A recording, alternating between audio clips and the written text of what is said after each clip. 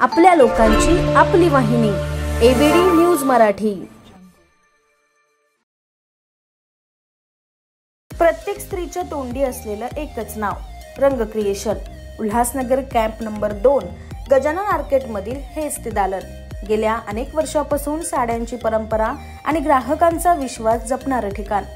पैठणी, कांजीवरम, बनारसी, पेशवाई, फॅन्सी व प्रिंटेड साड्यांचा उत्तम दर्जा, सचोटी आणि स्टाईल हीच आमची ओळख। लग्न सराई असो व खास प्रसंग, साड्या, कुर्ती, घागरे, लग्नाचा बस्ता सगळं काही एकाच छताखाली, तेही होलसेल भावात। फक्त साड्याच नाहीत, shirt piece, pant piece, towel, टोपी, शाल, आहेराचे भरपूर पर्याय फक्त 100 रुपयापासून 20 ते 25 हजार पर्यंत।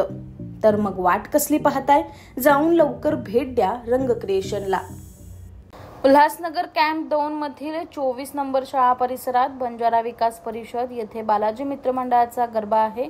या गरब्याचे आयोजक शिवसेना शाखा प्रमुख बाळा भंगुरे हे आहेत। त्यांना स्थानिक सराईत गुन्हेगार सोहम पवार यांनी गरब्याच्या ठिकाणी रात्री 11:15 वाजता अडवलं। गरब्याला माझ्याकडून परवानगी घेतली का, मी इकडचा भाई आहे असे म्हणत सोहमने बंदूक काढून बाळा भंगुरे यांच्यावर रोखले। त्यामुळे गरब्यात एकच खळबळ उडाली।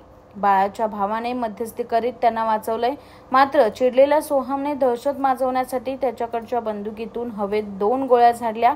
या घटनेची माहिती उल्हासनगर पोलीस ठाण्याचे वरिष्ठ पोलीस निरीक्षक संतोष आव्हाड यांना मिळताच त्यांनी तत्काळ पोलीस पथकासह घटनास्थळ गाठत तपास सुरू केलाय। या प्रकरणी बाळा भंगुरे याच्या तक्रारीवरून उल्हासनगर पोलीस ठाण्यात गुन्हा दाखल करीत तपास सुरू केला आहे। सुभाष जयराम भंगुरे उर्फ बाला माझं नाव आहे। रात्री 11:15 आम्ही गरबा संपवला। गरबाला संपवल्यानंतर सोहम पवार आला तिथं। तो बोलतो, तू गरबा ठेवलेला आहे इथं की तू का गरबा ठेवलेला आहे, तू कोणची परवानगी घेतली? मी बोललो, मला महानगरपालिका आणि पोलीस परमिशन, PWDची, फायर ब्रिगेडची सर्वांची परमिशन आहे मला। तो बोलतो, नाही ते नाही, माझी परमिशन का नाही घेतली की मी पहिले गेल्या वर्षी पोस्ट ऑफिसला एकाने परमिशन नाही घेतली होती, त्याला मी तलवार मारली, आता तुझ्या गाडीत पण डायरेक्ट गोळी घालणार आहे असं बोलून मी त्याला बोललो की बाबा एक 8 दिवसाचा कार्यक्रम झाले आहे, तो एक काम कर, तू उद्याचा दिवस पण जाऊ दे, परवा दिवशी मी देवी घेऊन जाऊन विसर्जन करून घ्या। बोलतो, नाही आजची आज व्हायला पाहिजे आणि उद्यापासून गरबा चालायला पाहिजे नाही।